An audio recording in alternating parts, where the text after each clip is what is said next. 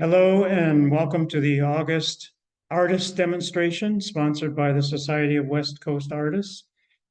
SWA is a volunteer and membership-based organization. So if you are not a member or not a volunteer, we encourage you to do so. And you can get more information on our website, which is www.societyofwest-coastartists.com. So please go there and get more information. You also find out about other artist demonstrations and workshops. We have a workshop coming up in September. Ellen Howard is going to be doing a plein air workshop.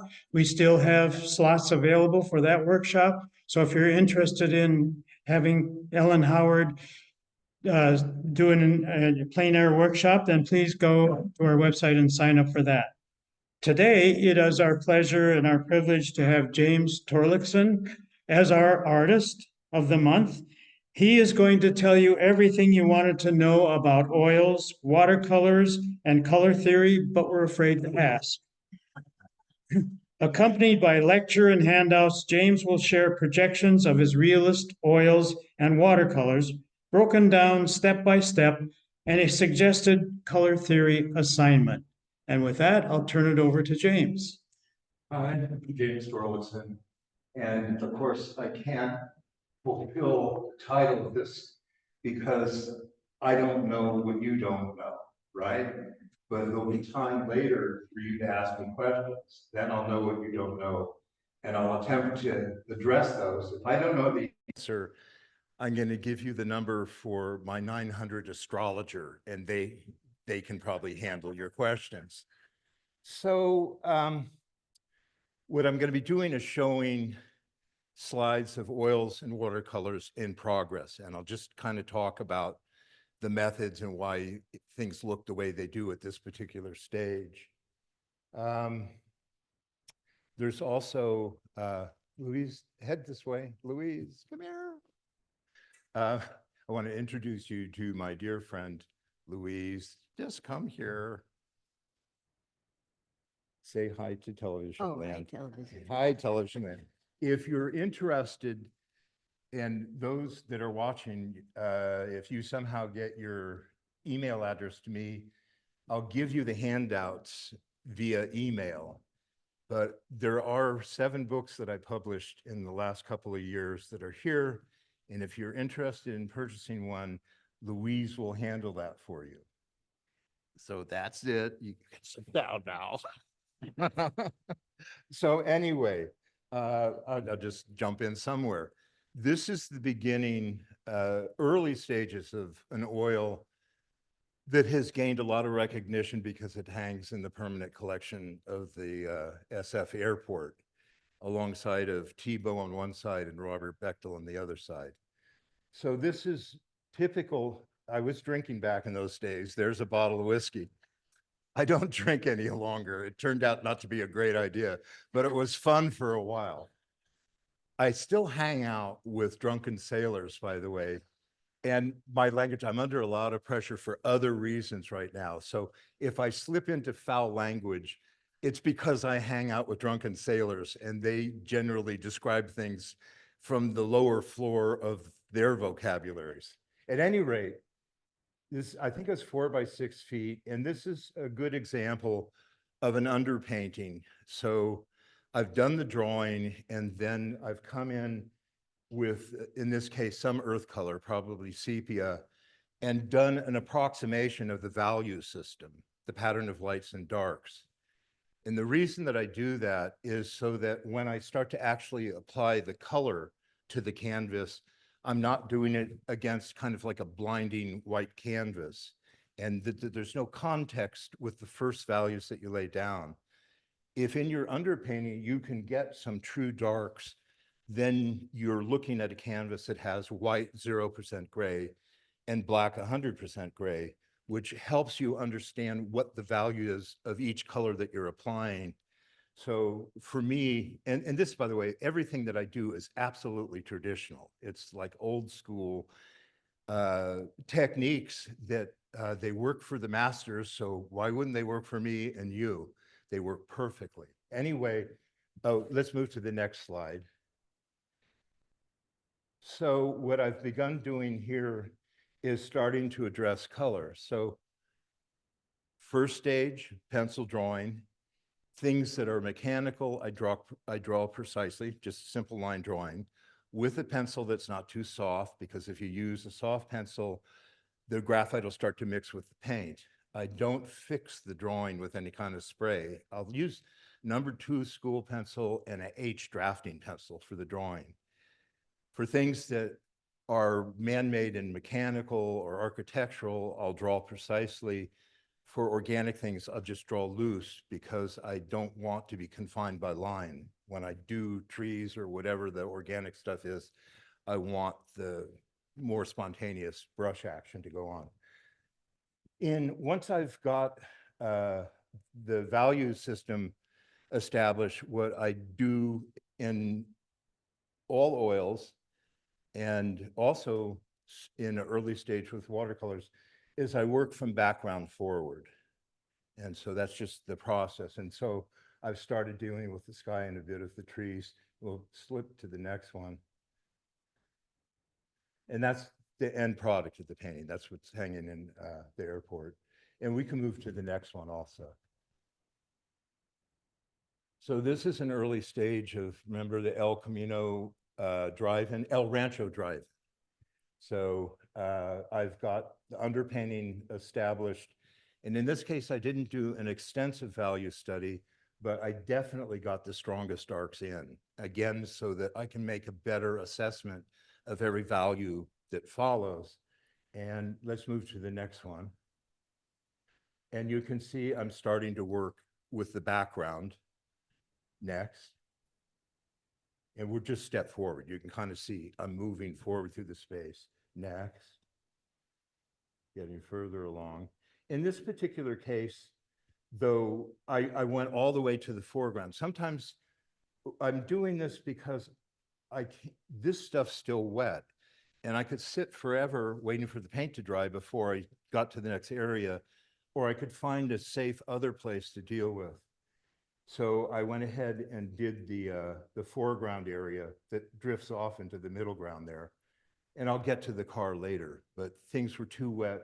What most of us end up doing at least several hundred times until you learn not to do it is we accidentally put our hand on a wet part of the canvas that you just finessed perfectly and you just destroyed it. So I do all kinds of things not to touch wet paint. Not working that good. So anyway, let's go forward again. I Oh, think he kind of said, let Nobel do it when he gets here. He'll be here in a little bit. We still have to roll this one. Went to that slide. In the kitchen. I finally got it, but Oh, the sound isn't loud enough. And over here, it shows the sounds up all the way. Okay, next. Oh, no. Can you Okay, raise wait it a up? minute.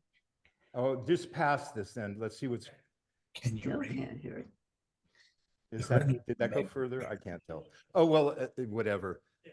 That thing that was on the other screen is, and I'm not known for my modesty, but it's not because I'm being any more bombastic than I'm claimed to be.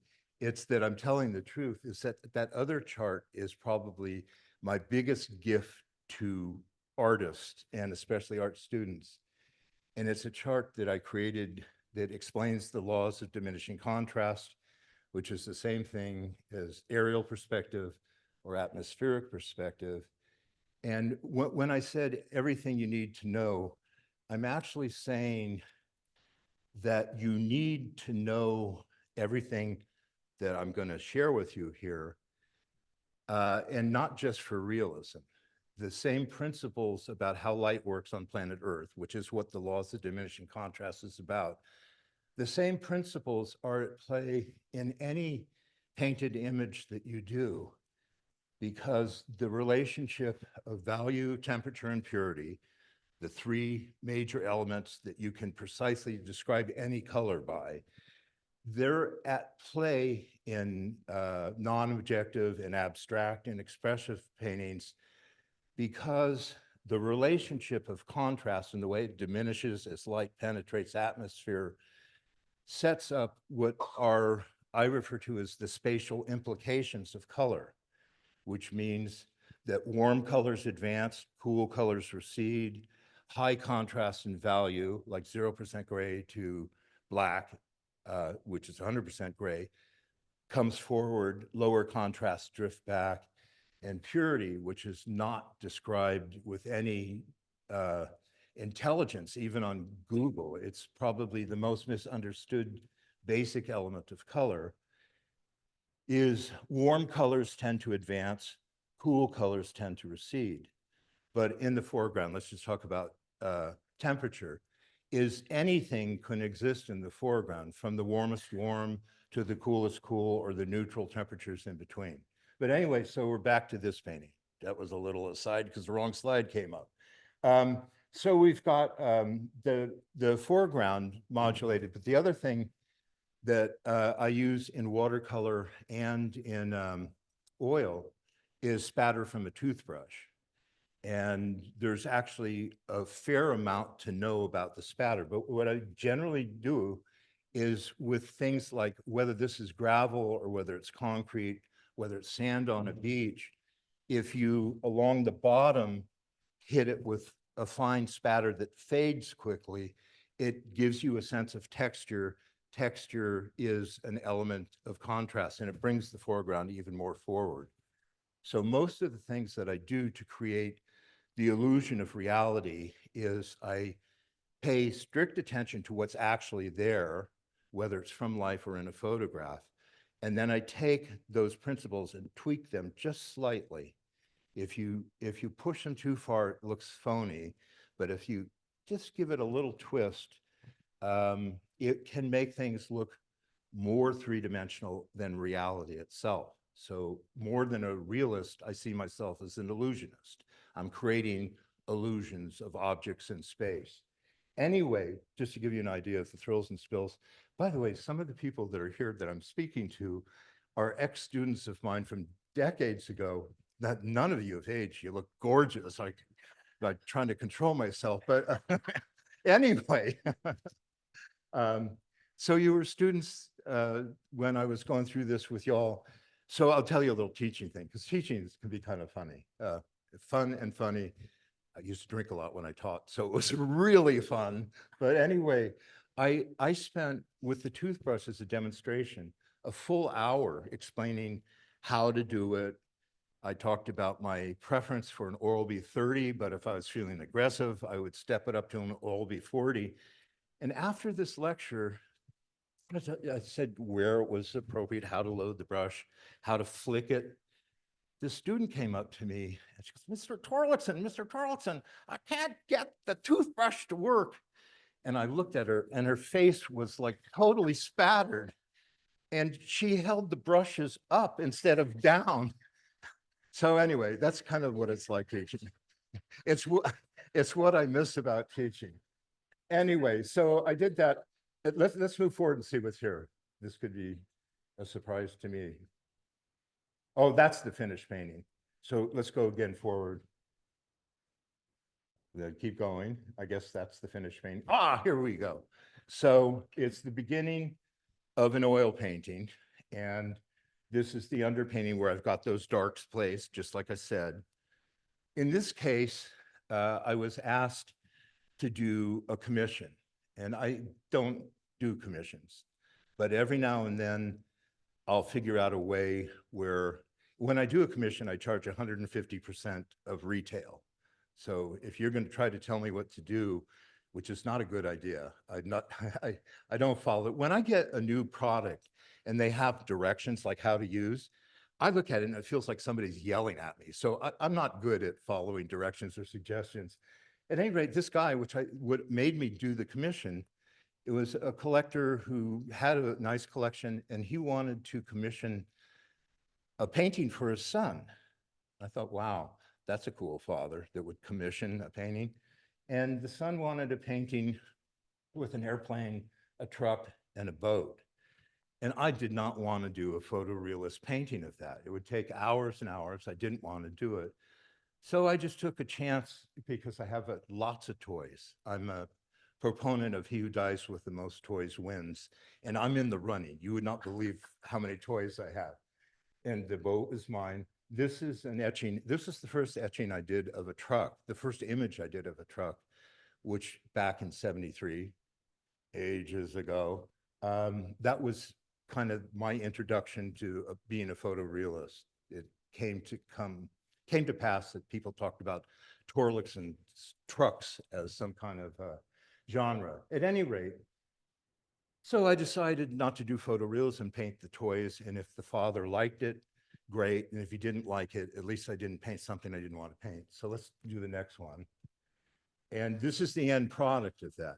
His kid loved it, the father loved it, and I loved it because I got to paint my toys. So let's move forward still.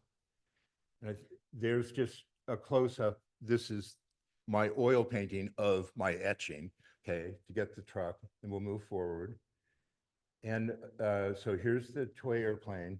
And then I'll show more of this later, but the classic thing of lighting with overall light side, highlight offset to the side that the light's coming in from. The shadowed side, the darkest part of the shadow is in the border between the light side and the dark side, which is called the core of the shadow or the turning edge. And this far side is picking up reflected light because always, even in an arid desert with a cylindrical telephone pole off in the distance, there is still light that comes from a source and will bounce off of particles of dust or moisture and partially illuminate the far side. So the pattern of shading, and this is in the YouTube, that if you, did I say how to get the YouTube stuff? I don't know what I said. I'm not paying attention to what I'm saying. So if you want art instruction for free and to get the detailed instruction, go to YouTube and search for James Torlakson. And I have a 4-part color theory presentation, 4-part, and also one on shading. I think it's titled How Light Works on Planet Earth, which is actually what I'm talking about. So that aside, so anyway, so we go light side, dark, middle value. That's the real pattern. And a lot of people who haven't got that instruction will assume logically, oh, it must be if the light's coming here that it would go from light to middle to dark. It doesn't work that way. So if you're not familiar with it already, look for it. You'll see it happens all the time. It's also part of that implication, if you're not even doing realism, of how you can create the sense of volume. Let's move to the next one. So just more details, and there you go. Cylinder, light side, dark, reflected light. The other thing that happens is that the cast shadow is deeper at the base of the object and lightens up as it moves away. Why does it lighten up? Because the far side of the shadow is closer to the source of reflected light. The edge quality of a shadow is more crisp at the base of the object and gets softer as the shadow is cast further away. Let's go for, look at that chip paint. What a guy, okay? Let's next, we'll see what happens. Okay, so just a close up. There's that cast shadow. So we'll move further to the next.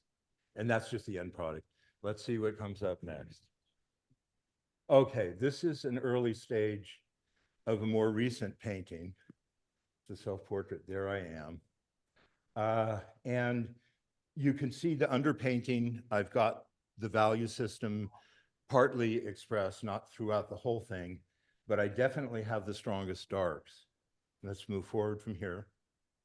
And I'm painting, as I suggested, from background forward. So I'm just showing you that's what I really do. Well, And let's go to the next one. And again, from background forward, and then we'll move forward. And so you can see just the whole image. And I'm even starting to do some of the stuff that's a reflection in the truck, but it's a reflection of the background. So I haven't, and I'm not religious about, I will only go from background to foreground, but that's the general pattern. Let's go next. And I guess that's the end product. Looks like I finished it. Nice job, Jim. Oh, who said that? Okay, so let's go forward. And now we're into watercolor. So let me talk a little bit about the considerations in watercolor. So the same thing goes, what I said about drawing. is that the mechanical things, the man-made things, architecture, I'll draw precisely, and the organic things I'll draw loosely so that I don't get confined by line. After that, there's two factors that are a game plan for watercolor. And again, this is totally classic. I didn't invent any of this stuff. I'm just smart enough to do what's worked for people for hundreds of years. Is you tend to work from light to dark, establishing the most liquid washes first, because if you put stronger darks in and then hit them with a liquid wash, it causes the liquid wash to bleed. So that's the general reason, is that you work from light to about a 70% gray. At a 70% gray, it's not so liquid, so it's not so likely to cause other colors to run. So at the same time we're working from light to dark, I'm also working from background forward. So I'm working with those two considerations. A good example of that is that I've got the background thing started. Let's move to the next. So further along, I've got the background more, progress further, and I'm starting to work into the middle ground. Let's move forward. And now I'm more or less done with the middle ground and starting to work in the foreground. And that's, if you get the most ratty oil painting fan brush, the one that has stiff bristles and not the, when you go to buy a brush and you get to the fan brushes, the ones that are really soft, if you start to pet your hand with it, it feels so good. You might be there for 45 minutes petting yourself and not getting anything done. But that's not what you want. You want the most coarse, ratty fan brush to do the dry brush. And this is just the first layer of pretty spontaneous strokes to get the foreground foliage to move. And a little bit further along, let's see where we go. Oh, I guess that was finished product, because we're on something else. I don't know. Oh, yeah, let's go back. So oh, good, yeah. Beautiful. Those specks are not birds. That's, it's on the slide or whatever it is. Let's move forward again. Let's see what this is. Okay, so classic, this is Seal Rock. It's titled, it's a watercolor. It's about 10 by 16, that's my guess, inches, the image.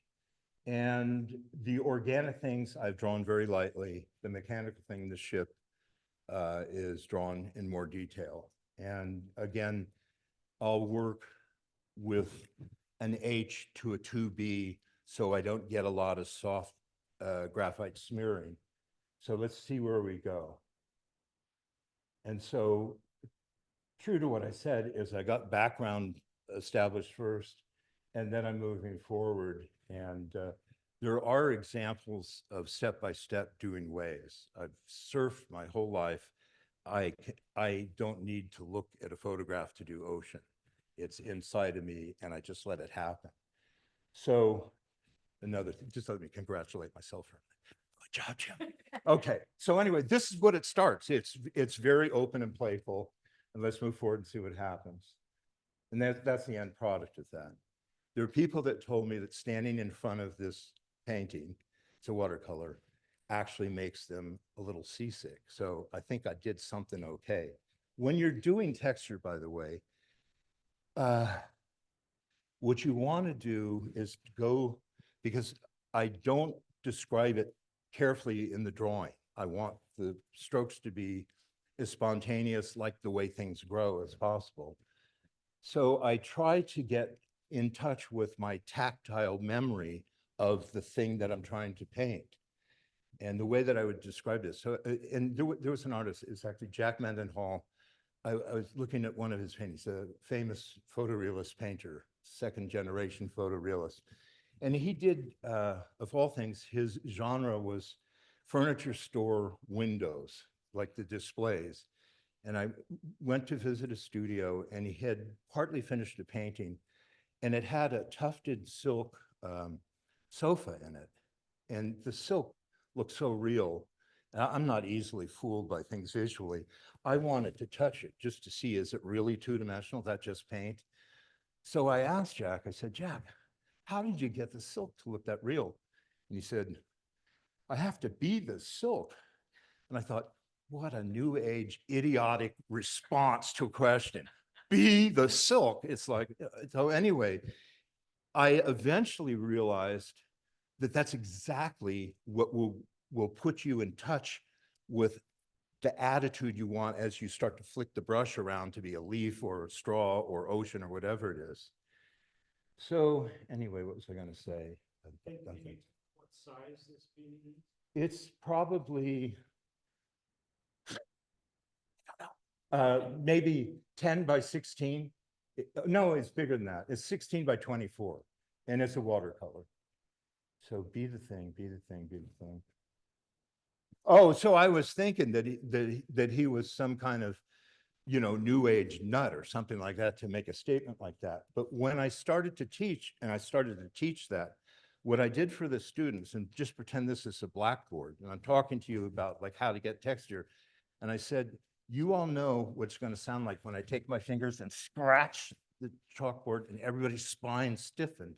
And I said, you just experienced your auditory memory. And all you got to do if you're painting a pine tree is remember what it feels like to put your hand into the pine needles or whatever it is. You just go to your memory. And I cannot explain why. And I am technically a new age wacko, so understand that. I watch Ancient Aliens. I listen to Coast because I'm insomnia. You can get that, by the way, in Bay Area on KSRO with Alexa, okay? Ask for KSRO. And from 10 a.m. to 2 p.m. every night is Coast to Coast. And you can meet people who talk to ghosts, have been abducted by aliens, and all kinds of fascinating things. At any rate, I think I'm done with whatever I have no idea what I was saying. Let's move on to something else. Okay, so here is a complex drawing of relatively shallow space. It's outside a store and in the window. And if we look at it in relation to deep space landscape, that's all close to us. It's all technically foreground. But I'll take a situation like this and treat it as deep space where I'm going to develop high contrast in the things close to us outside the store, middle contrast in the things that are nearest inside the window, and low contrast deeper in the store. So anyway, boom, let's move. And it looks like I put a light wash over the whole piece. I can't remember why I did that. Sometimes I do that. Anyway, so I'm just moving into things, and I haven't strictly working from background to forward, but I am working things in terms of keeping my hands off of what's wet. So if this is wet, I'll go over here. By the time that's dry, this is wet, and I'll move around just so I'm not spending my life waiting for paint to dry. Let's move. Let's see where we go. So further along, now I've started to develop this stuff inside the store. Let's move forward and further along. So I'm over here, but let's go back one. The most critical part of this painting technically happens to be the sidewalk, which you would think would be the easiest thing to do. But I'll explain that. Now let's go to the next one forward. This wash had to be done in one shot, dealing with the cast shadows, which, by the way, are deeper at the base of the object and lighten away. All those things I talked about are what's happening. But it's a wet into wet wash where I had to avoid, because when you paint wet into wet, you've got to paint fast with a lot of brush movement. And I still had to stay off all of those objects. And I knew from an early stage of the painting, if I was going to screw up the painting, it was going to be here. But I needed to accomplish other things first in order to be ready to do that. But anyway, and then can you see the spatter from the toothbrush? Oral-B 30, I was not aggressive that day. If you're feeling really timid about it, Oral-B 20. Do you know what the numbers stand for? It's the number of tufts on the brush, okay? And that will be on the quiz next Tuesday, so don't forget it. Let's move forward. So moving forward, yeah, we'll keep going. And almost done. We'll go forward. Ta-da. I think this is 16 by 24 inches. It's a pretty complex painting. And I even deal with the newspaper. And if you get a microscope, you can read the articles there. No, that's not true. But I will figure out what text might look like. And this is about as clear and truthful as the news that you get today. Have you noticed it's hard to tell what's real and what isn't? So this is as real as the news gets, and I was on it decades ago. Let's move forward. I think this is the last one. So early stages of a car wash watercolor, move forward. And starting to lay out the underlying lights. The orange stuff here, now I move forward because this stuff's drying. I could sit there and wait for it to dry and not do something constructive, which is stupid, okay? I don't have infinite time to paint. But these things that look orange are puddles that will reflect the information up here. So what I did in order to paint this quickly is I used liquid masking fluid. And I covered the puddle so I could sweep the paint across this. And while the mask was down, I also did the spatter. You can see the texture there. That's the toothbrush. Oh, I got to explain that. Yeah, let me explain liquid mask. And to give you an idea, when I gave the lecture on liquid mask, it would take at least 2 hours to explain the intricacies of it because there are things that happen that you need to be aware of. One is that whatever the color of the mask is, you can buy it in yellow, gray, or kind of reddish. But you need to make sure that whatever color it is doesn't match the colors that it's going over. Otherwise, you can't see where you've masked and where you haven't.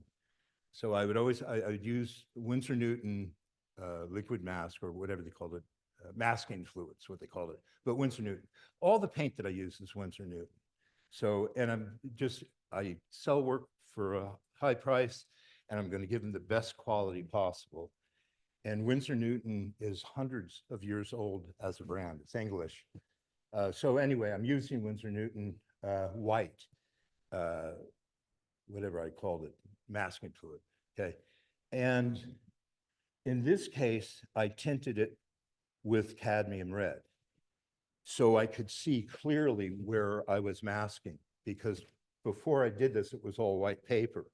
And if I mask with white fluid over white paper, I can't really see where the mask is and where it isn't. So I changed the color so it'll be visible where I'm applying it. You need to keep putting soap on the brush and not let the mask dry in the brush because it's very difficult to get the mask out. In terms of choice of color to tint the mask, it's imperative that you only use warm colors, cadmium red as opposed to alizarin crimson, because the warm colors will not stain the paper while it's in the mask. The cool colors will, and I'm trying to preserve the white of the paper, so why stain it cool red, if you follow what I'm saying. So anyway, that's why it looks that way. And it's just preparation because eventually I'm gonna paint reflections of this stuff in those little pools or whatever it is. There we go, further along. So you start to see the sky colors showing up. Let's move forward. And can you see I also was working from background forward, exactly what I said. So let's go forward, further along. And this, a nice little play with the spray being hard edge coming out of the nozzles and then the atmosphere. So it's just, you know, drier brush here and wet into wet there. So there's only 3 basic moves in watercolor. There's laying out a flat wash, there's doing wet into wet, and there's doing dry brush. And there are things, excuse me, Aunt Mary, that I consider to be in the creative Aunt Mary school of watercolor and art where they're doing all kinds of things like, let's put some paint on a leaf and, you know, and it's kind of, it's cute, okay? But it's not what I do. I just stick with the basics, the classic stuff. If I want to paint a leaf, I'll paint a leaf. I know how. I don't need it. No, never mind. Anyway, let's move forward and see what happens. So we're a little bit forward still. Let's keep going forward. More developed. More developed. Oh, I guess that was it. Oh, what the hell? It was more developed, is what I said. Last one now. And I have to tell you, my all-time favorite artist, if I just could only in the afterlife or whatever happens, if I could only meet one artist, I am so traditional, it's almost embarrassing. It would be Vincent van Gogh. I think he was the most spectacular genius. And you know, there's Da Vinci's in the running. But as far as realism goes, I love Edward Hopper. And he was the first real American realist that painted everyday America. The early paintings in the Hudson River School, like that beautiful rainbow painting in the De Young, Frederick Church was his name. It was that Paris was the art center of the world, and American artists would go study in Paris and then come back and paint like Parisians. And Edward Hopper was the first American painter to really just throw it out the window and go, I'm just going to paint what I see. So his famous painting, Nighthawks, is one of two paintings. Anytime I'm in Chicago, I go to see that painting and pay homage. Luckily, I went before they put glass over it, because the worst thing you can do with a night painting is put glass over it, and then you see your reflection instead of the painting. But the other painting is in the Whitney in New York that I will pay homage to every time I'm in New York. And that's, I think it's early Saturday or early Sunday morning, just a string of storefronts. But anyway, this is quietly my homage to Edward Hopper and the Nighthawks. So I'm going to paint a laundromat at night. That's what's going to happen here. And you can see the first washes that I've done are over the entire image. So I'm preventing pure white to occur in the painting. And that's the way I do it. And of course, I wait for that to dry and then let's see where I go. Oh, so now you can see me lay that wash in. And I've got, just if you're doing watercolor, and this will be on the quiz, I don't see anybody taking notes, but it's going to be on the quiz Tuesday, is keep the board tilted at a 17-degree angle or approximately, but you want the board slightly tilted so you can work with the gravity. And that's why it's tilted up like that. And when I have larger washes, I use small bowls, and that is what's happening here. And this happens to be one of the best 2-inch flats for watercolor. And it is a Robert Simmons Gesso Flow brush that's meant for painting gesso on a canvas.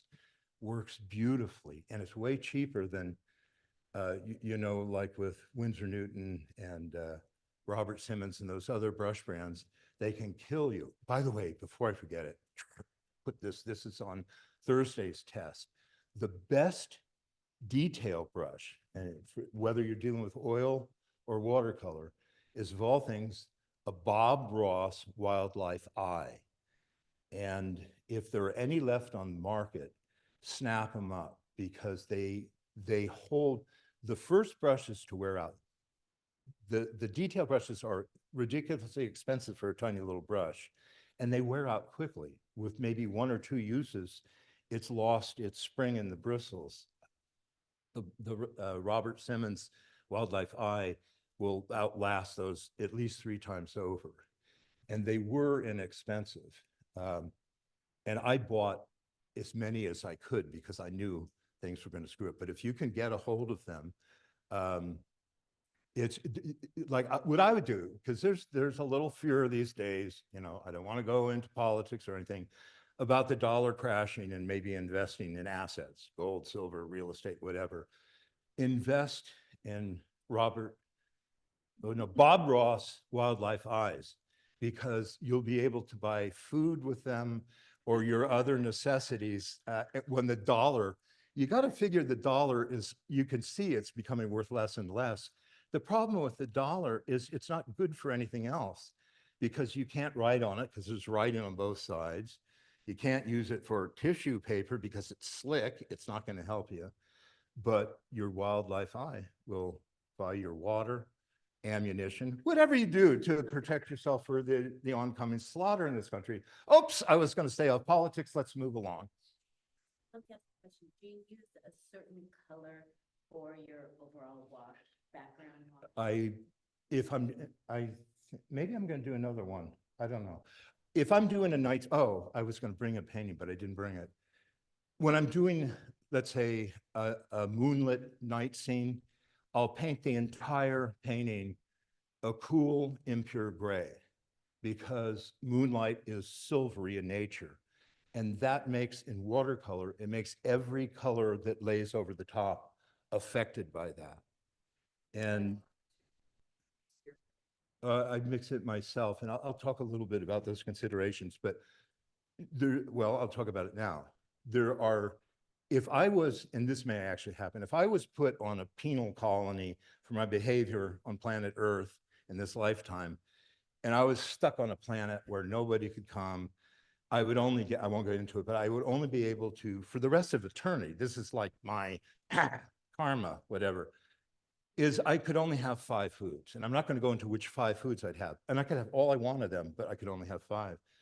But as far as painting, I could get all the paper and all the canvas I wanted, but only 8 tubes of paint. What you want, and I'll show you a little bit more evidence this later, you want the warm and cool, pure primaries, and you need to know which ones they are. And when I was saying early along that I don't know everything that you wish to know, but I know you need to know what I'm going to say now. You need to have warm and cool red, pure red, which is cadmium red, not cadmium red dark, not cadmium red deep, not cadmium red pale, not cadmium red light. It'll just say cadmium red, or it'll say cadmium red medium. And ideally, you're going to buy a quality brand. When anybody rates the permanence of a color, if they don't rate it at the top, it's impermanent. And especially if you're selling your work for money, you want to make sure whoever buys it gets a quality product. So cadmium red medium is the pure warm red, alizarin crimson with quinacridone. Read the ingredients. Quinacridone is the most stable, pure, cool red. And you want that because the most fugitive colors, the ones most susceptible to fading, are the cool reds. So that's imperative you get that. So there's your reds. For blues, you need ultramarine blue, sometimes called ultra blue, sometimes called French ultramarine blue, for your pure warm, which, by the way, don't use it in the sky because sky colors are cool. Common mistake. Let me tell you a little story about alizarin crimson. I mean, about ultramarine blue. When I was applying for getting hired at City College, and they do an interview, and I got to sit there and talk to them, and I know they're judging me and whatnot. And I told them that when I do the color theory lecture, when I teach students, I tell them, even though I have beginning, intermediate, and advanced students, I tell them, listen to me, all of you. And if you don't listen to me, you intermediate and advanced students, I won't answer any of your questions about color theory. And I said, to give you a sense of whether or not you should listen or not, would somebody tell me why not to use ultramarine blue in the sky? Room dead silent. I'm telling this to the people that are going to hire me. This is how I treat my students. They ended up, because they were smart, hiring me, okay, because I can be charming. Not always, but I know how to do it. But when I left the room, I was told later, they all talked to me, said, why don't you use ultramarine blue? And I thought, these people were judging me as to whether I was qualified to teach, and they don't even know what I'm telling you. In other words, what I'm trying to tell you about what I'm saying with the paints is this is ground floor. Everybody who paints, regardless of style, should have access to, I haven't given you all 8 colors, but we're getting there. Because with those 8 colors, you can mix almost any other color that exists. It is the perfect limited palette. So I did cadmium red medium, alizarin crimson, ultramarine blue. The cool blue is either phthalo, sometimes called phthalocyan. It's a pure, and it's important that it's pure and it's extreme in temperature. With yellow, cadmium yellow medium, not light, not dark, you know, the medium, or it just says cadmium yellow. And the classic pure cool yellow is sometimes called citron yellow and sometimes called lemon yellow. And if you compare the two yellows side by side, the cadmium looks orangish and the citron or lemon looks kind of greenish, but they're actually pure yellows. And when you have the extremes in temperature with any given color, it means you can get the warmest of warms to the coolest of cools and all the intermediates by how you blend those together. And in relation to, what did I say? Purity is you can't create purity. You have to have it to start with. But all you have to do is cross complements in order to start creating what I call rich and somber impurity.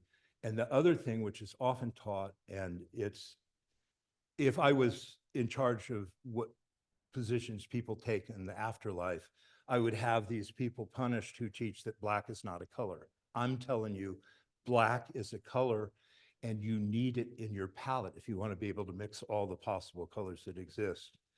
What qualifies a color, what describes a color accurately is if you can understand its value, how light or dark it is, its temperature, is it warm, cool, or neutral, and its purity. And you need, in order to exploit the sense of the third dimension in relation to the laws of diminishing contrast, you need that variety. And because all of the principles in order to paint space looking realistically, the spatial implications of those colors in any painting, even in a Jackson Pollock, the warm colors tend to advance, the cool colors tend to recede. When values are in strong contrast with each other, close to each other, they tend to come forward. Lower contrast drift back, pure colors advance, cool colors recede. And that's when I said to the beginning, I don't know your questions. And I don't know, well, this is what I do know.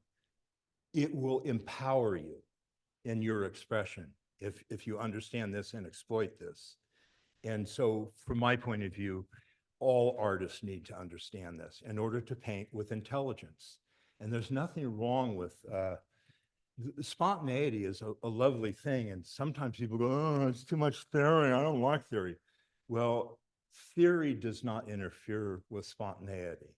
It doesn't interfere with expression. It allows you to do those things with more intelligence and actually with greater capacity to express yourself. So blah, blah, blah. Let's move forward. Just before you go on, there's Sure. a comment in chat. Bob Ross, Wildlife Eye at Joanne's, $6.49. Buy them up. Get the link, buy them up. It's as precious as precious metals. And buy them now because, you know, with inflation, they're going to be $40 next week, okay? Yeah, how do you like filling up your tank these days? Grocery cart, you know? Anyway, I said no politics. Let's move on. I hope that answered the question. So moving forward, this is kind of classic. This is the white lettering in a sign in the window that's in shadow. So I blocked the whole thing in. I'm not going to carefully paint around the letters or into the letters. So let's move forward. And I'm into the background there. So moving forward, look at those ovals. Let me just congratulate myself. But anyway, those are kind of hard to paint. They're hard to draw. And I had to do boom, boom, boom, boom, boom. Anyway, we're moving forward. And this is more developed in the interior. Let's see where we go. You can see me test. Oh, let's leave it here for a second. Can you see me testing the colors on the side? So what I do with watercolor, I didn't even get to this. I stretch the paper. I use Arches 140 weight cold press, the best watercolor paper I know of. It's pH neutral.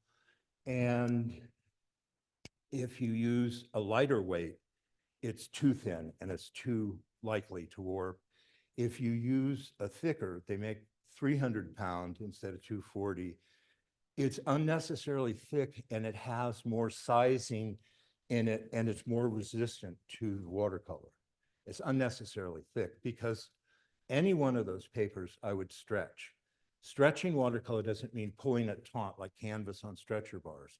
It means soaking the paper for at least 15 minutes in plain cold water, not warm, not hot, not soapy, just plain cold water. After 15 minutes, pull the paper up, let it drip until it's going slow drip. Just lay it flat on a drawing board. You can't see it here, but then I take, maybe you can, it doesn't matter. I staple it around the edges of the paper, but not anyway, with a drawing board that's capable of receiving staples. So you don't want solid hardwood, you want a softer wood. And I use a standard office stapler, not a staple gun. But the staples, to get the paper to lay flat, the staples need to be a ½ inch into the margin of the paper. Any more than a ½ inch is a waste of paper, and no more than 2 inches apart. And if you do that, that wet piece of paper, because it's soaked for 15 minutes, has expanded as far as it's ever going to expand. And then you just let it dry and it pulls taut. And through the whole painting process, if it ripples at all, it's just tiny. And most of the time it doesn't ripple at all. When you paint on unstretched paper, and watercolors definitely have experienced this, is that you slap the paint on, and then the paper does this, and all the paint on the top of the hills lightens up, and it gets darker down in the valleys. That's, so that's why you stretch the paper. Anyway, can you see that seemingly dark wash is now the white of, it's white letters in shadow. It's just a little, and it's that we're not, oh, so anyway, I wanted to just let you see too, that I use drafting tape to create the borders of the watercolor. So this is not masking tape, it's drafting tape. And it has lower adhesion, but it's enough to keep the margins around the watercolor white. The reason for that, because if you mat it right to the edge of the image, you don't see the white of the paper. But especially if you're trying to make a living, pay the bills, is you don't want to have to mat everything or frame everything in order to make a presentation to a client. So when this is peeled off, it has a nice clean white margin around it, so it makes a more elegant and proper presentation of the actual painting, the thing you composed with. When you peel the tape off, there's little things all along the way, little quirks. Don't pull the tape up, pull it away from the image. Every now and then, the tape will snag paper, and if you pull it into the image, you're going to tear your watercolor. So always gently pull it away. So I think let's see what's next. So I think that's the end product of the painting. I won't congratulate myself. I know it's kind of obnoxious, but believe me, I love my own work, and there's nothing wrong with I love myself. Come on, let's get real. Let's get new age, okay? I mean, what are you going to do? Hate yourself for the rest of your life? That's no fun. Even if there's no good reason to love yourself, you'll feel better, Okay, so I think we're done. Let's see what happens next. Okay, so the YouTube video that has to do with shading, it might say How Light Works on Planet Earth. I don't remember the exact title, but if you go to Torlakson, James Torlakson YouTube, you'll find it. So this is just a demo piece that I showed my classes, and I already talked about this, is with curved forms and a single direct source of light. It matters the direction of light and the number of sources, but with a single direct source of light, it breaks down essentially into a light side, dark side. The deepest part of the shadow is in the middle, not the far side of the object, because this side is receiving reflected light. I already talked about that. The other thing is that the highlight, which is the brightest value, the only thing that really should be white in most foreground objects being described, is offset. It's not in the middle of the light side. It's offset towards the light source, but not on the edge. Okay, so let's move along and we'll see what else is here. So this is a little thing. And again, if you sign the guest book with your email address, I'll email you the handouts that accompany this, so you can have them, but I can't do it if I don't have your email address. Anyway, so I'm just showing you, here's the viewer, there's the subject. This is what side lighting is. This is what frontal lighting is. Frontal lighting is the least descriptive lighting available because it's like, how many of you, the best photograph you ever took was at DMV? You know, it's like light hits you in the face, you look bleached out, most of it. It's the things that you wish your makeup covered. Somehow they show through. It's like, it's kind of like AI punishment. Anyway, so, and backlighting is the second most difficult because the whole object's in shadow. So you got less to play with. And then it turns out the angles, it's called rim lighting when it's halfway between side and back, and form lighting when it's halfway between front and back. Next. And here's showing you various rounded objects, well, it tells you which kind of light it is. So backlighting, there's 3 different possibilities there. Frontal lighting, you can still, remember I talked about tweaking things a little bit beyond. This probably wouldn't exist in normal front lighting. It would be more, the darks wouldn't be there, but I put them to round it out. So, and you can see cast shadow. Oh, in the case of the floating, it's easy to make things float. You don't have to go to magic school. You don't have to learn how to do that from the aliens. You can just separate the cast shadow from the object. And in that case, the darkest part of the shadow is in the center of the shadow because that's the part closest to the object itself, and the edges lighten up and soften. So anyway, that's there. It's on the YouTube stuff. So anything that I'm skirting over too quick, go to the YouTube, the color theory and the shading. And there's a whole bunch of works in progress there too, just kind of like what's showing you. So let's see what's next. So this is something that, oh, I don't have a slide of this other part of it, but it's not a brain fart. I'm just trying to figure out how I want to get to it. This is part of the color theory assignment. If you get to the YouTube on color theory, you'll see that there's a second phase of this. But here, what I've done, and I'm telling you the names of the colors, just the ones that I said, okay?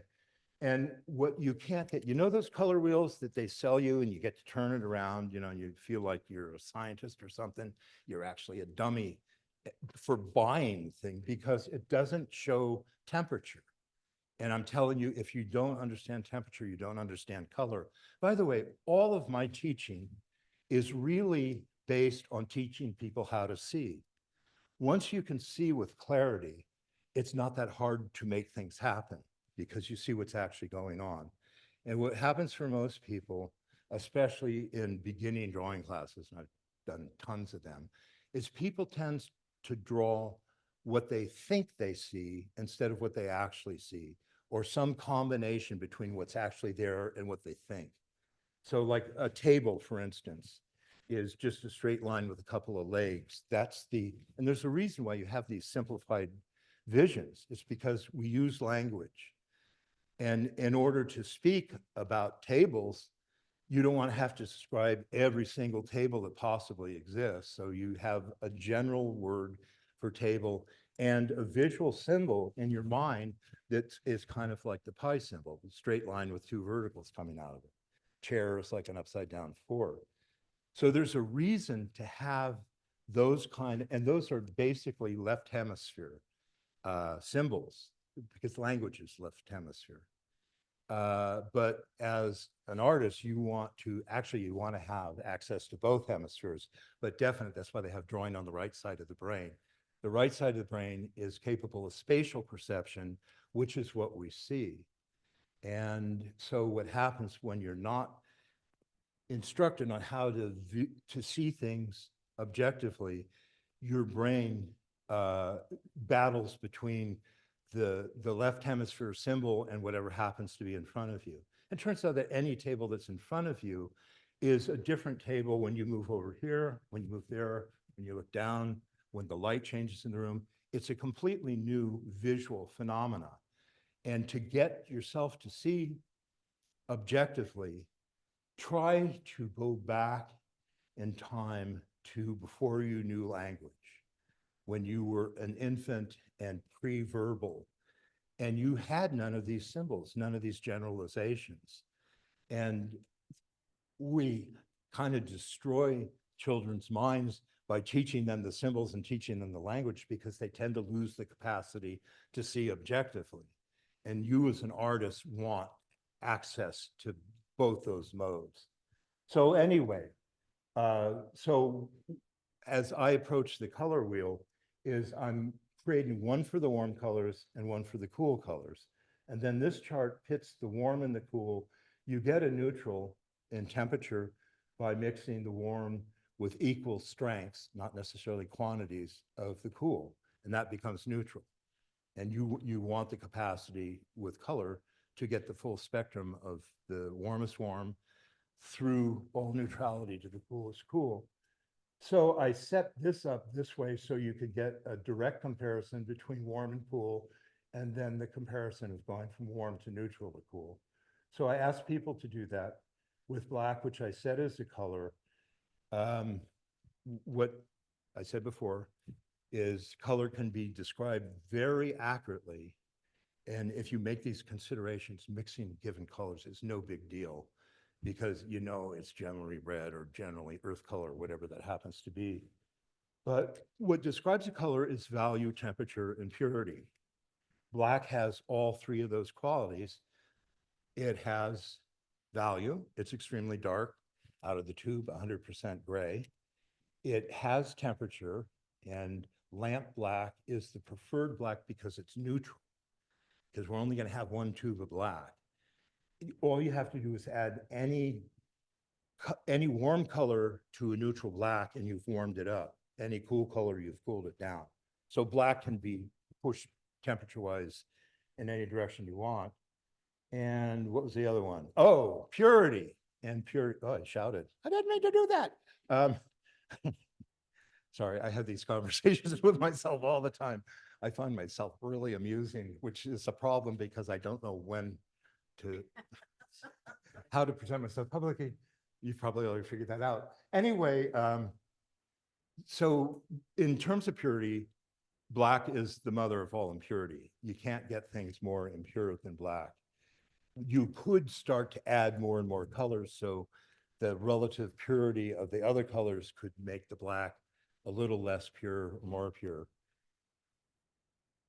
And you also, I think, did I say you can't get a decent definition online or from many instructors? The people who have had instructors that emphasize temperature as a necessary ingredient in understanding color are the teachers you want. The teachers that don't know about it, they don't know what they're talking about, okay? Is just ignore them. If they say that black is not a color, if I was in charge of the afterlife, I would send them to the lower level of hell with a blue flame just for fucking up so many technical progress. Excuse that. I told you I hang out with drunken sailors and sometimes five-legged. That was so sweet. Did I tell you all? I forget that a number of these people have taken classes from me before. So, oh, I did tell you. I flirted with y'all, didn't I? Shame. Okay, so anyway, I think we're done with this. Let's move on. Let's see what's here. Oh, so this, I did have this thing, okay? So this is the second part of it. And what I did, especially with intermediate and especially advanced artists, they go, I don't need to do this. But I don't think you'll really understand color unless you actually do this. And what I've done is I'm crossing complements. I'm taking the warm red and the warm green, which is mixed with ultramarine blue and cadmium yellow. That's how you get a warm green. And I've added a little bit of green to the red, a little bit of red to the green, a little bit more. And then in the middle, I create overt impurity so that I'm getting a view of how to cross the complements of the warm red. Then I did the cool here. So it's again, what the hell is this? Warm. Oh, now I'm going warm to cool and I don't know, cool to warm. Do you see and then I forget. It's on the, watch the YouTube thing. It'll explain. But this is the variety of color that you can get out, not the black and not the white, just the 6 warm and cool primaries. And every color except the synthetic colors that you can buy tubes of and that exist in reality, you can get from those 6 tubes of paint, with the exception, by the way, of creating impurity with black. So actually you need that to get all the possible colors in reality, because there's no good definitions, as I said. But I define impurity as colors being impure in 2 different ways. One way, which is crossing colors, I call impure in a rich and somber way. In mixing black to a color to create impurity, I call that creating colors that are dirty gray in relation to their impurity. I call them dirty grays. And with those people, remember where I'm going to punish them if I'm given the power, that say that black isn't a color. 90% of all the color that exists in man-made and nature is impure colors that are impure in a dirty gray way. So when they say don't use black, they're saying if you follow that instruction, you cannot paint 90% of what exists in reality accurately. And it's not important, by the way, to paint accurately. That's a decision, but at least you'd like to have the option. So let's see if there's anything else. Oh, no, we're at the end. So, and where are we time-wise? I have no idea. 7 minutes after 2. You still have a lot of time. Okay, so let me address if there's any questions first. Remember, go for it, yeah. So you mentioned blues. What's your thoughts on using cerulean? Cerulean is somewhere in the neutral zone. So cerulean, if you compare it to ultramarine, the overt warm, then it's relatively cool, but it's not extremely cool. If you compared it to phthalo blue, which is extremely, then it would read as warm. So it's in the neutral zone. And most tubes labeled cerulean are pure blues. They're just neutral in temperature. So if you had to limit yourself to just 2 tubes, I would get the extreme warm and the extreme cool, because you can mix the equivalent of cerulean blue with those colors that I talked about. Dirty gray. What was the first one before that? I called the crossing of the complements, where you take red and green, which is, by the way, it's a combination of the 3 primaries when you do that, because the complement is the 2 opposing primaries to whatever the ones. But at any rate, when you're crossing complements to create impurity, I call that impure in a rich and somber way, as opposed to black, which is impure in what I call a dirty gray way. And you're not going to find this on the internet, because the English language doesn't have words for this. You know, like Eskimos have, 30 words for snow, because they need to know those subtle increments. This isn't in the language. I got in trouble with, you want to know how I got in trouble at school? Okay, it's not an isolated incident, but this did happen. As I was talking to the class about dirty gray versus rich and somber way, and again, I was saying that there is no real explanation. I've never seen one except once, which I used to watch television a lot when I painted.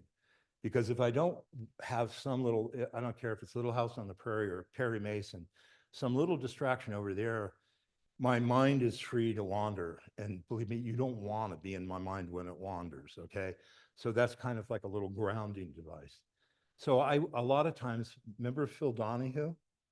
And remember Oprah when she did the show with Dr. Phil? No, you do know Oprah? Well, anyway, Oprah did a show on born-again virgins, okay? And I thought it was an interesting concept. And they interviewed a bunch of women who reclaimed their virginity, even though, and this is where I got in trouble. I told the class, they reclaimed their virginity, even though they had already done that. And somebody complained to the administration that I was making obscene gestures. And it's like, how else am I going to describe it? I didn't use the F word, okay? So anyway, that's how I got in trouble teaching. One of the ways. So any more questions? Is why don't you use ultramarine blue in the sky? Because ultramarine blue is warm, so it comes forward. Can I talk to you about your painting? There's a beautiful tell me your name again. Rosemary has a beautiful landscape painting up there. It's eloquently painted, it's very descriptive, but it's ultramarine blue in the sky. It's so well painted that you don't notice that that sky is coming forward visually instead of receding. And what I had suggested was if you just glazed over the ultramarine blue sky with a thin wash of cool blue, you could cool that color down and add much more convincing depth to the painting. So convincing, the landscape has a cliffside overlooking an expanse of coastline and distant whatnot. But if you added that other coolness to the sky, when you look at that painting, you'll start leaning forward and almost slip off the cliff. That's how much you'll increase the sense of the third dimension. Do you know how to do glazes? Okay, because it's a combination of thinning the paint with whatever your solvent is and whatever your oil is. And you just get it so it's transparent. And that's enough there, but that's how to do it. So are there any other questions? If there are any questions on Zoom, you can unmute yourself and ask your question. We do have let's see what we got here. No, okay. I thought we had a new message. Okay. Anyone on Zoom want to ask a question?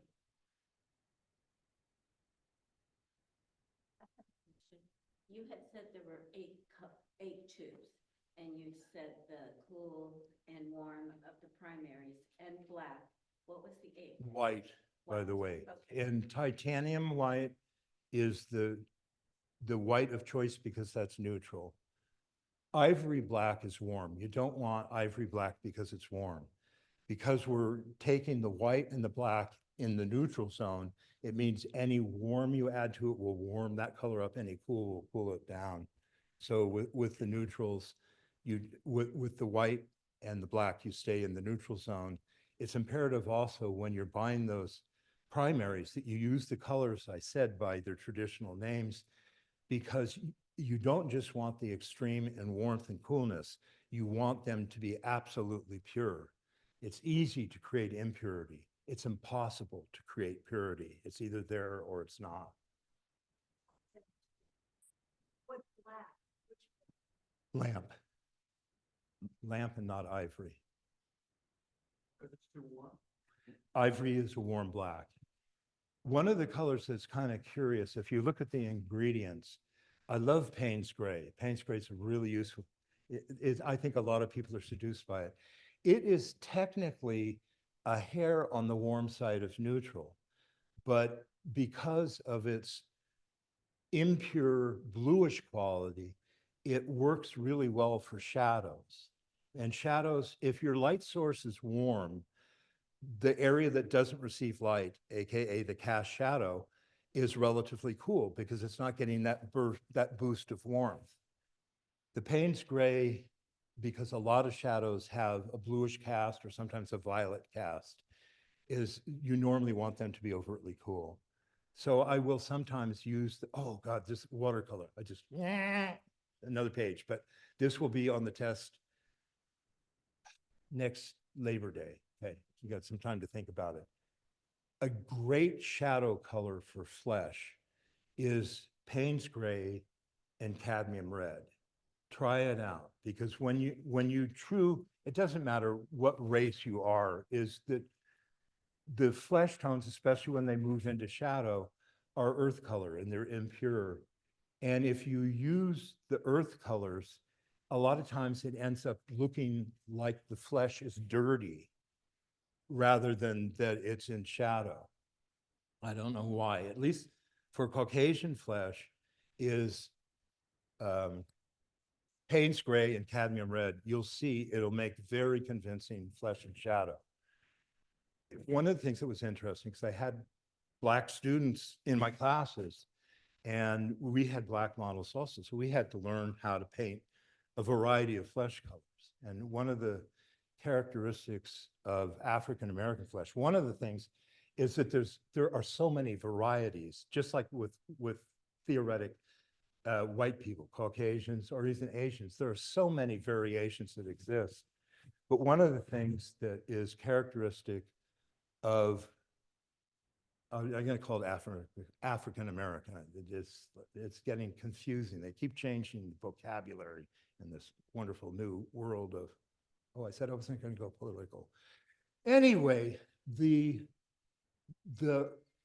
overall lights in African American skin is warm. The shadows are relatively cool. And the highlights are cool.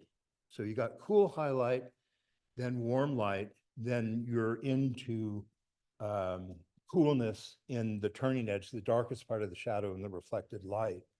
The other thing that is not true of all African Americans, but especially really dark African American skin, because all skin is oily.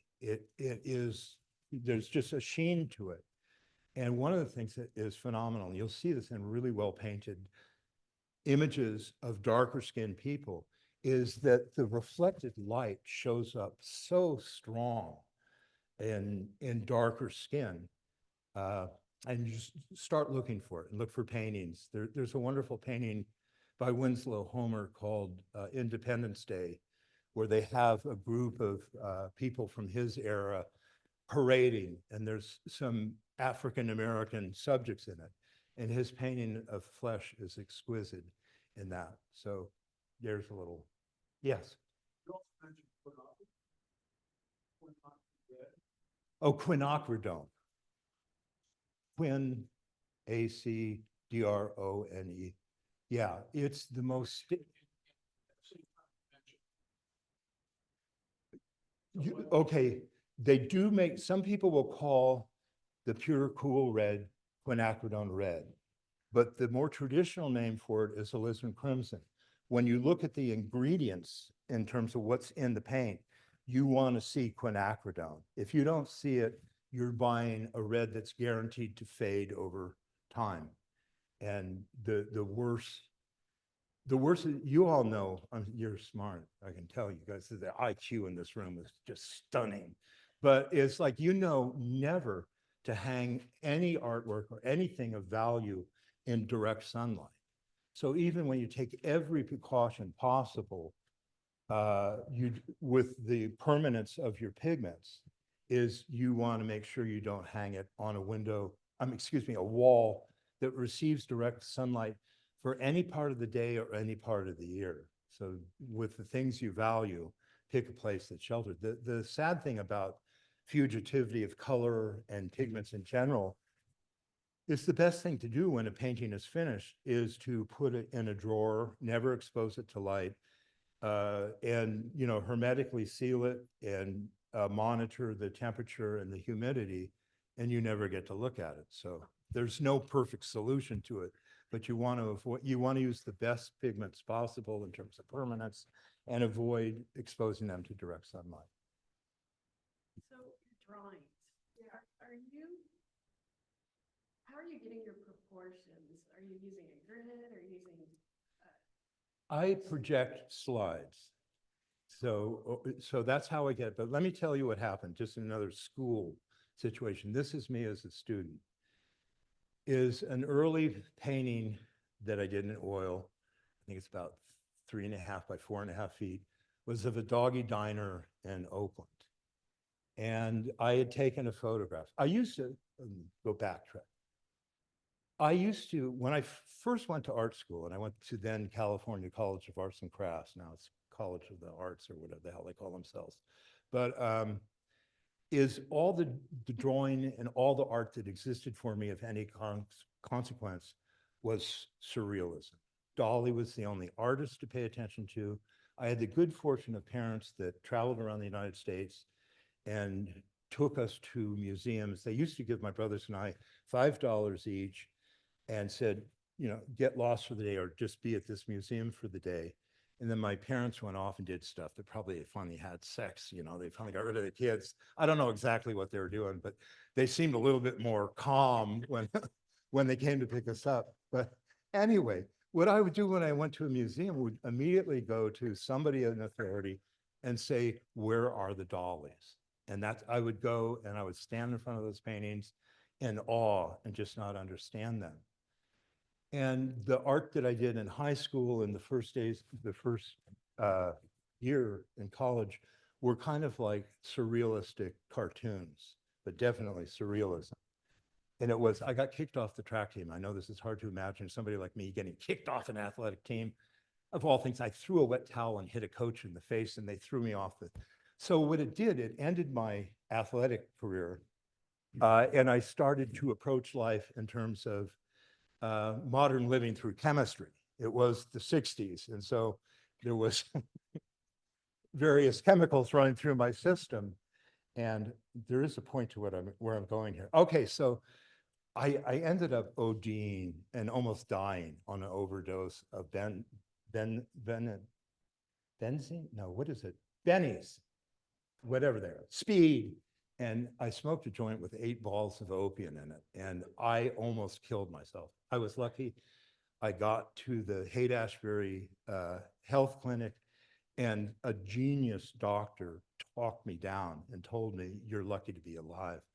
But what happened is it screwed me up for at least a couple of years until I took a rendering class from a teacher who was of great value to me, Vincent Perez. He still, look him up on the internet.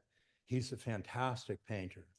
And so in his class, which was rendering, he made assignments that forced me to look at a still life thing and try to draw it. And I was shocked that I could actually draw very realistically. I hadn't tried before. I didn't even think there was a reason to do that because I was affected by so many chemicals and like cartoons. But at any rate, that's what got me in the direction of realism. And then what I was doing was, in order to control the light in still lives, because I did very intricate still lives, I could only paint at night because that's how I could control the light, because light shifts all day long, that changes the information. So I was doing a nocturnal existence, which was getting very limited in terms of a social life or anything like that. So I got a brainstorm and bought a camera and started taking photographs. So we're back to projecting a slide, got it? So I was in Harry Krell's painting class. By the way, he was the person who introduced me to temperature. He and I did not get along. The only C I got in my college, and by the way, congratulations, Jim, I graduated with high distinction. I didn't just graduate from arts and crafts, but Harry Krell had the nerve to give me a C in his painting class, even though I painted the balls off of everybody else in the class, because he insisted my painting of Doggy Diner. The other thing is, I stopped going to class after a year and a half because I chose the most difficult teachers I wanted to learn. I learned enough where I just wanted to paint and I didn't want to have to deal with being in a classroom and listening to somebody do that. So I would just bring in the work that I was doing for myself to their critiques. And he found out, you used this painting in another class and you're putting it in my critique. And then I can tell that you projected the slide. I didn't project the slide. I, like the old masters, I graphed off the photograph, graphed off the canvas, drew it square by square. And it was after being harassed and downgraded by a professor who I actually respected, except for his disrespect of me, is I realized this is stupid. It takes so much longer. I can draw immaculately from life. I can draw immaculately from a photograph. Projecting an image for me is expedience, because however you get that drawing, you're going to cover it with paint, you know. So I forget what the question was, but so I projected it. And then again, which I don't have an example, but if you go to my works online and follow it, you'll see the projection is hazy. It's not a clear, precise drawing. Then I go back in, and when I'm drawing, whether it's on paper or canvas, I'll use every drawing tool, French curves, elliptical templates, whatever it is, because it's going to get buried in paint and I will move fast. And just business-wise, this was one of my horrible realizations. This is like bad Jim, bad spiritual approach to art. Is early along, when my art started to sell, I realized, well, just how the business went. When I first started painting and showing work in a gallery, it had just changed from 70% of retail to the artist to 30% to the gallery. It had just changed to 60-40. Then it changed to 50-50. And then it changed from 50-50 of retail to 50-50 of the sale price, which means that the art dealer could discount and make me absorb half of the discount they gave a client. So I had a gallery in New York inform me that they were changing to 50-50 of the sale price. And I responded back and said that this was not agreeable for me. And they wrote back and said, listen, all our prices have gone up. The price of the galleries went up. And I said, I sympathize with you greatly. It turns out that all of the costs of my materials have also increased in value. And I consider my expenditure in materials as the production cost. And I consider your discounting as the sales cost. So don't ding me for sales costs unless you're going to absorb half of my materials cost. They didn't like my attitude, and they told me, and this is what happens. Artists are the most selfish people on the planet as far as having any sympathy or respect for each other.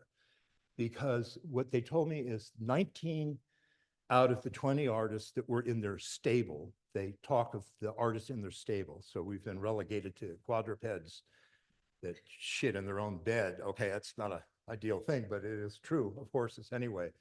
But anyway, they said that 19 out of, you got to come on board, or we're going to have to discontinue representing you. So I said, send the work back.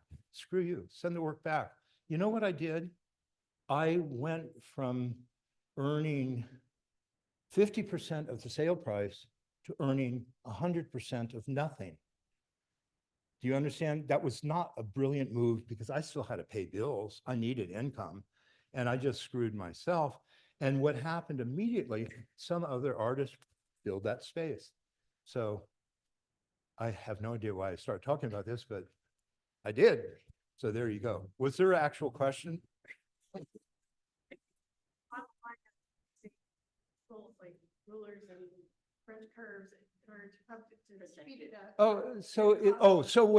This was another reason. I was going to tell you about shame, Mr. Torlakson, for the wrong spiritual attitude, or just like where capitalism comes in and distorts your ethics, let's say.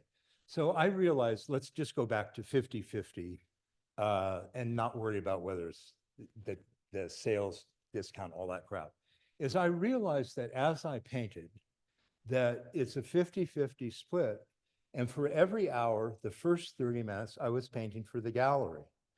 And then for the next 15, maybe 17 minutes, I was painting for state and federal government, okay? And then I get some measly little wedge of what my work sold for. Oh, well, let me tell you what I did, because what I did is actually shameful. Is I noticed that before that, I just picked subject matter that called out to me. I work on intuition 90% of the time. The only time I allow my left hemisphere to enter into my life is when I'm balancing my checkbook. Other than that, it's useless. And with my left hemisphere, I'm wrong 80% of the time. With my right hemisphere, the intuitive spatial considerations, I'm about 80% correct, which is way better than the left hemisphere, if you follow what I'm saying. I have no idea why I'm saying this. So what were we talking about? Oh, what were we talking about? Oh, you were depressed. Okay. Oh, so, okay, the shameful thing that happened is, so I chose subject matter based on an intuitive response. It was like the image told me to paint it and I cooperate. There's an article in Artist Magazine that goes back decades where I talk about my painting progress. And I talk about that it's like the image calls to me and says, paint me. I don't question the intuition. I just paint the damn thing and I develop a relationship to the subject as I paint. But realizing I was getting a tiny wedge of the income from the sale of my work, I thought, well, fuck, did I say the F word? I told you I hang out with drunken sailors. This is how they talk, okay? Forgive me. I'm beyond forgiveness. Okay, so what were we talking about? That little slice. So, oh, so I got it. So they sell things by size, not by complexity. So all 10 by 15-inch images were a certain price, 16 by 24, a certain price, 2 by 3 feet, a certain price. I realized some of them I finish in a few days, some of them take a few weeks. And I'm sitting there with the wedge and time is money. And I'm going, why the fuck am I doing these more complicated things when I get just paid just as much for doing simpler, quicker images? So I started doing more, and it wasn't so much that the images were wrong because they were quicker. It was, I was using a left hemisphere monetary consideration for something that used to be pure aesthetic, pure intuition. And what happened was that I was so fortunate is that I had in my very early 20s, a prestigious San Francisco gallery and a prestigious New York gallery, Nancy Hoffman. And she began to dwindle interest in my work that corresponded with me making that decision to pick simpler things. And it's not that the simpler paintings weren't really strong. It was that my heart was in the wrong place. And when you paint, you leave an imprint of your energy on whatever that surface is. And mine was, shall we say, impure, and so I kind of learned a lesson there. I learned another lesson too, because I did not grow up in a business family, but we'll talk about business for a minute. Is what happened is Nancy Hoffman's interest in my work apparently dwindled. Is I was in Paris at the time, and just coincidentally was at the Petit Palais where there was a major art expo going on. And I walked through the place and I saw Nancy's booth, which I had no idea she was going to be there. And I saw that she didn't have any of my work. And I said, well, where's my work, And she said something, oh, I only had so much space. And it's kind of like, you're not representing me here. I didn't say that to her, but it crossed my mind. So I'm walking around and I see this guy, Lou Myself, who I had met years ago in New York, and he really liked my work, but didn't want to represent it at that time. And so, but I knew him and he knew me. So I'm walking along kind of glum-faced with the Nancy Hoffman, like suppressing the F response. And I hear, Torlakson. And I see Lou Myself. And he goes, he's a very intuitive man himself. He said, you look upset. Is there something wrong? I said, I was just over at Nancy's, blah, blah, blah. And he goes, look, what I want you to do is to let me represent you. You'll never have to print another etching. This is like in June. I'll give you a one-man show in the fall, and I'm going to take care of everything for you. And I, not growing up in a business family, I didn't, what I told him is, I need to think about it. So I thought about it, and I waited about a year. And then my core business sense was, I felt that it would be dishonest to go to Lou and make an agreement to have him deal before I left Nancy's gallery. Stupid business. I didn't know any better.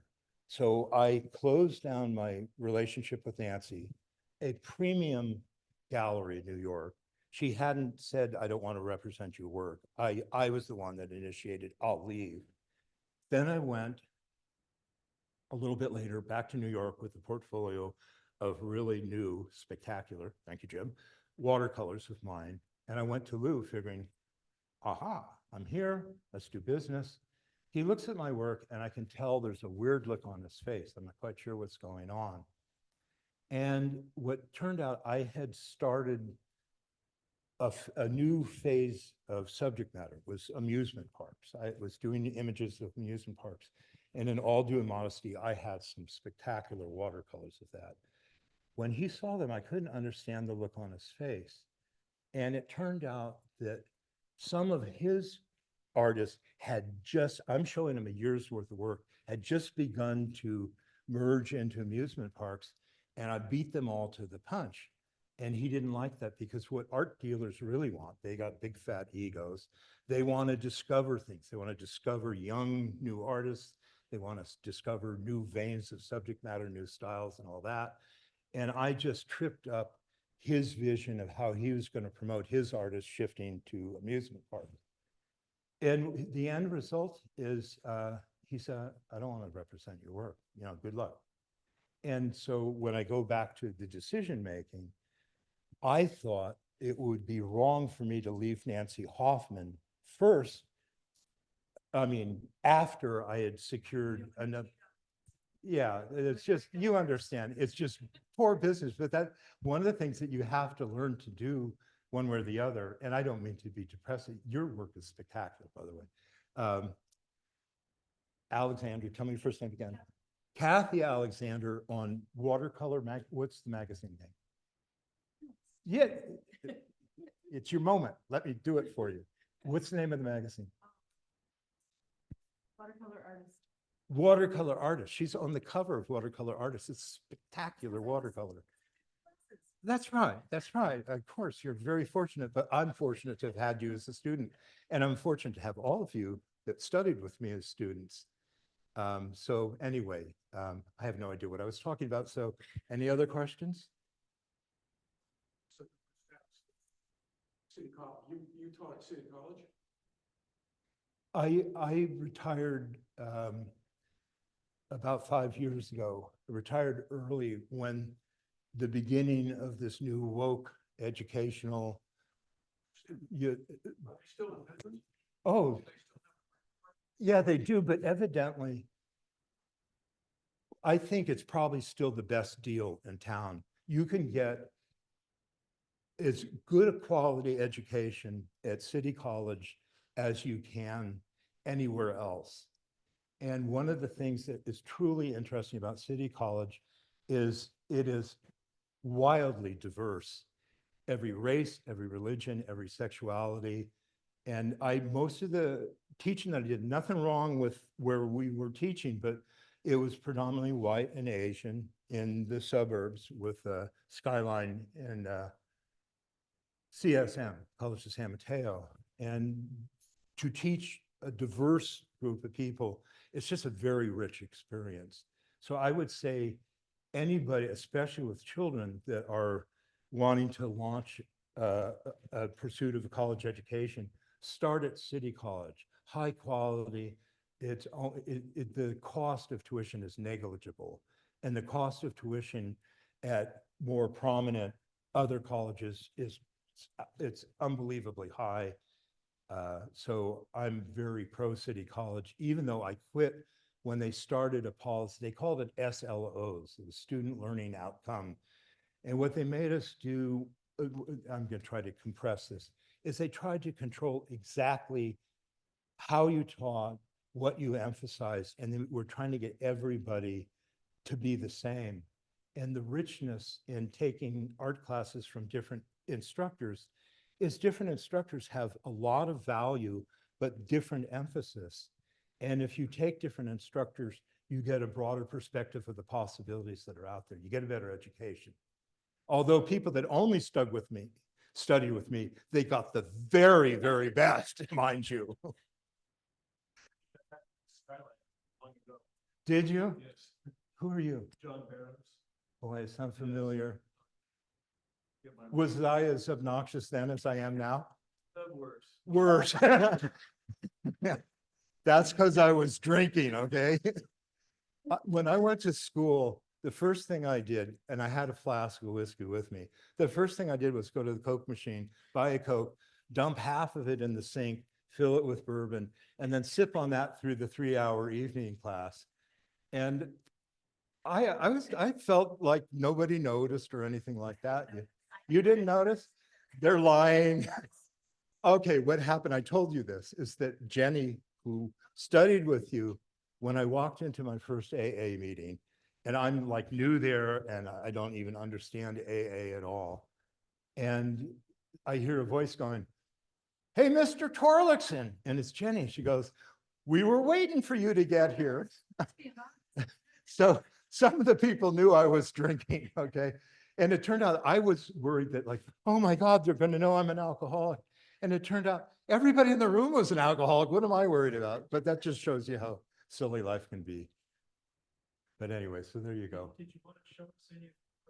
Oh, beautiful. So how do I do that here? Well, I'll just tell you that we could get up if you want to look at the stuff. The camera, if you would show it, I can move the camera. Oh, okay. Well, let me just see. This is a real life watercolor, just so you see a finished piece of art. And this was based on a photograph I took at Paragon Park. I had a show in Boston. I was staying with the family that owned the gallery. They decided they were going to take me to their amusement park. So I photographed this. I actually simplified the background greatly. So the background is highly stylized. The foreground is very realistic. And if you get up close, not to brag, but to brag, the Levi's are so convincing. They wrinkle just like they got the right faded color. And if you look at the expressions on the couple's face, which I just took a picture, I didn't think about it. And later something said, paint that picture, I painted it. When I looked at the painting a year or so after I painted it and really kind of studied the expressions on their face, if you look at these two, it looks like she just told him, "I'm pregnant," and he's going, you know? So check it out. That's just, it's my interpretation of it. So then over here, I told you there are 7 books I published and they're on the table there. If you're interested in buying one, they're a bit pricey because if you've done self-publishing, you know that it's not the cheap way to get something published. But at any rate, they have all kinds of paintings. San Francisco trucks, Pacifica, Daly City, amusement parks, and nocturnal imagery, dark imagery, and other dark imagery. And then if you have grandchildren, or if you're really immature. No, this is a children's book for adults and children that I wrote to my daughter, who unfortunately is not with us any longer. But it was a story that I told her. I went to pick her up from her mother's house and, you know, visitation crap and all that. And when I got there, I left my house in Pacifica with a roast cooking in the oven. You shouldn't really leave the house unattended. I get to pick up my daughter in San Francisco. She gets in the car. "I want to go to McDonald's." I go, "Honey, we can't go to McDonald's. I've got something cooking." And so she just goes into a whole fit in my car. And I'm thinking, I gotta go home. I don't want to burn my house down. And I gotta try to calm her down. So I started telling her a story about a cow that was very demanding and ended up pissing the universe off enough where the cow got turned into a hamburger. Okay. And then the hamburger is now in this new world and is being chased by demon forks and spoons that are trying to eat it. And then all of a sudden, because the cow picked up a lantern and rubbed it, and that's when all of a sudden things got really strange. So anyway, the hamburger is just about to get eaten by these savage spoons and forks and pepper birds, doing all kinds of stuff to it. And she wakes up from a dream. And then it turns out that, thank goodness it was just a dream. And the story was about, greediness and not always wanting more, because the cow kept asking in this book for a new dress and all kinds of things to adorn herself, so that she considered that she was more beautiful than all the other cars and deserved these things. And eventually the story ends up with a moral, which is very strange coming from me. People don't associate me with morality very often, but it's in this book and I did a great job, because the theme of the book is not just about being satisfied with what you have and not grabbing for more. Well, it's about gratitude. So anyway, it's a children's book. So if you're interested in buying one, you could talk with Louise, my dear friend, and she could help you do that. If you're just interested in seeing what the books are like for free, you can go to Blurb. Blurb Books is a self-publishing thing. By the way, they're really easy to do. They make it so easy. And you can see the book's preview for free. You don't need to buy the book to see what's in the book. And you'll get a lot of instruction kind of along the lines of this stuff here, there also. So how are we doing with time? I'm done. Yep. Well, speaking of my daughter, this is a watercolor, real watercolor that I did for the Fog Fest poster in Pacifica. And just in terms of working with commissions, they wanted me to do an image with a mermaid and beach-oriented things. And I thought, oh, great, I can't wait to do a mermaid, because I can do breasts. I can do breasts that jump right out of the two-dimensional surface. And I thought, oh, finally, I'm gonna get paid for doing. Anyway, they said, no bare breasts. And I thought, oh, shit, So my daughter posed for me and I did her androgynous, so there's not a sexuality there. But that's where she starred back when San Francisco had the art festival in Civic Center, which is a great tradition that I wish that would get reestablished. But I was asked to do a poster for one of their shows, which I did. And they said that, just to give you an idea of how I handle commissions, is they said the theme of the show is the rising of the phoenix, the bird that ascends and goes down in flames. So I always want to do what I want to do, and that means I don't want to do what they want me to do. Okay, it's the same thing. And so I present them, they wanted to okay my plan. So what I do with commissions, I've done this with other commissions, not with the toys, by the way, is I'll present them something they will never want, okay? Because the next thing I show them, they'll take, because they go, thank God he didn't do the first one. So what I did with the Rising of Phoenix, I still have the drawing that I submitted to him, is I had an image of Alcatraz with a giant talon coming right through, crumbling the buildings. And that 747 that went down over San Diego, going down in flames behind it. And I showed it to them and they're like horrified. They go, oh my God, we can't do this. They said, Mr. Torlakson, this is an art exhibition, not a sci-fi. And so then I did this image of my daughter. um, She was actually reaching, it was in a photograph, she was reaching for brush, but I got her on a very stylized bird reaching for the sky. And they picked that, and I wanted to do the painting of my daughter. So she got to star in 2 posters. And by the way, it's a shame that she's not with us any longer. She, by the way, was a victim of SSRI, antidepressant suicide. Hey, thank you, FDA. I won't say all the things that come to mind, but you know I hang out with drunken sailors. Anyway, she was so talented artistically, and such a shame that I never got to see that come to fruition. She was dynamite. When I did which? Oh, did it? Okay, great. So there's other stuff up here that you can look at, and these go back to my instruction. A lot of this at CSM and Skyline that shows the development of texture, you know, step by step. How to paint a seascape, early stage, middle stage, later, stuff like that. There's more things up here along those lines. Here's that color chart.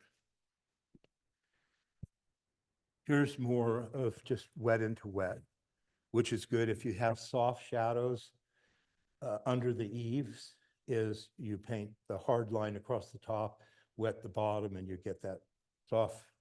And the same thing with the waves, is you paint a hard edge crisp for the top of the wave, and then wet the bottom, and you get that little thing. So it's what I used to do, and you're welcome to look at these, and you're also welcome to photograph it if you want.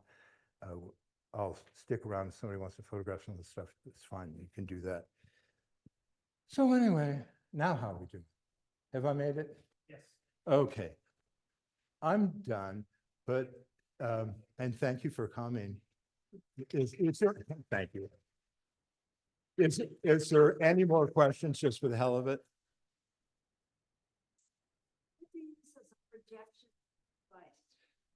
A digital projector, because everything. I went and bought, when I first was going to do my teaching on video for the people that weren't at my lecture, and I was at CSM, and they have a television department, and I asked, would you guys come and videotape my lecture? And there was so much red tape, I thought, again, I won't do the hand signal. I thought, fuck you, you're making something that you could do easily impossible, you know, way too complicated. So I went out, I had not much money. I dropped $18,000 in video cameras. I taped some of that at Skyline and at CSM anyway, so that I could make my own videos, just because I wanted to.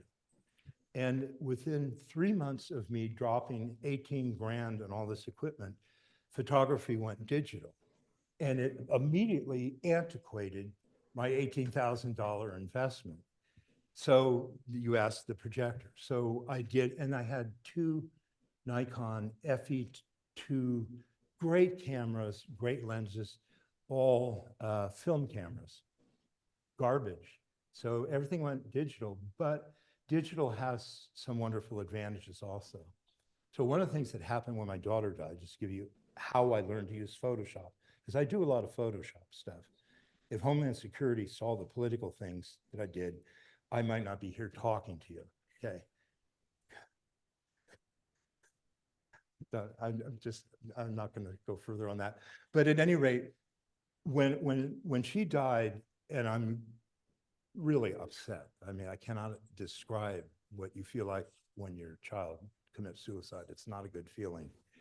Is I kind of asked God, the universe, whatever, is why did you do this? Why did you do this to me? And the message I got back is use your skills that you were given as an artist to do something to prevent this from happening to other people. And I realized I can't sit there and do, you know, public service announcements, photorealism. It just didn't make sense. So I got involved with Photoshop, which I had when you could buy the program. Now they, into having to subscribe with ridiculous prices. but I own my programs, so they belong to me and they upgrade for free. Anyway, I learned to use Photoshop, which you can make things happen quickly. A lot of what I do to entertain myself, and I share a lot of it on Facebook, is I do photography. And most of the imagery that I paint and that I photograph is stuff that's right around me. I get more pleasure out of trying to create something beautiful out of things that are intrinsically banal or even ugly. If I can bring some beauty out of that, I like that challenge. And it's nothing, I'm not against landscapes or seascapes. Occasionally I do them, but for me, it's like shooting fish in a barrel. It's like the stuff's already beautiful. I want to see if I can take something that isn't and bring it up to an aesthetic level. So the photography that I do, a lot of that is digital, and I am now adept, probably I know maybe 9% of the depth of Photoshop. But that 9% allows me to make images. I can create almost anything fast. By Google, you go to Google Images, whatever you're interested in, put it in the search engine, and you get all kinds of images that you can download, warp and bend, collage, and whatnot. So that's something I play with. But how do you get your image onto the paper? Oh. When you project it, what kind of projector do you use? A digital projector. They're like the old light bulb thing. Yeah, but what you do is you plug your laptop into the digital computer and it projects it just as though you were putting slides in. Whatever's in the computer will project it on the screen.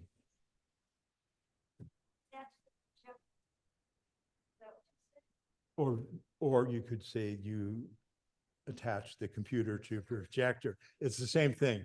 And then it's going to ask you questions. You go to control panel, then you go to display, and then you go to different formats. And what you want is the dual format of computer screen and external screen. And then it's projected onto, I put the canvas. Oh, yeah, you can see. And by the way, this device right here that it's on, I have it arranged. Well, the easel can go up and down as easels do. And I had the studio built especially for larger canvases. My old studio had a relatively low ceiling, so I couldn't paint large because when you get to the bottom of the painting, I don't want to lay on the floor and try to do it because these days I can't get up. I got to call the fire department to get me up.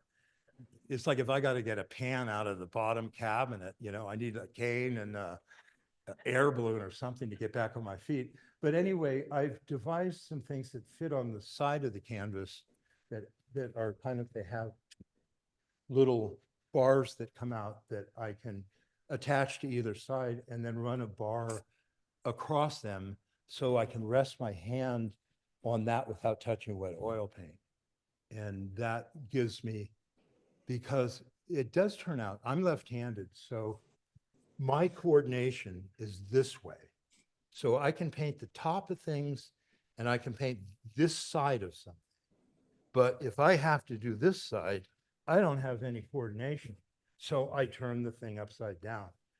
So when I'm painting, my image, whether it's canvas or stretch watercolor paper, is on upside down, right side up, whichever side gives me the most control. And when I go to paint a straight line, which is not easy to do, if it's thick enough, there is no straight line for me to point to, but I'll paint this side of it, however thin it is. I'll paint one side of the line, turn it upside down and paint the other side of the line, because this is where I get my control, not like that. So if that's of any use, that's what I do. Anything else? Sorry. The roast. The roast. Oh, it was, no, it was fine. Louise could tell you that I'm not just a masterful artist, but I'm somebody that Chef Bourdieu wishes he could be. Not really. Thank you so much. It's been a pleasure.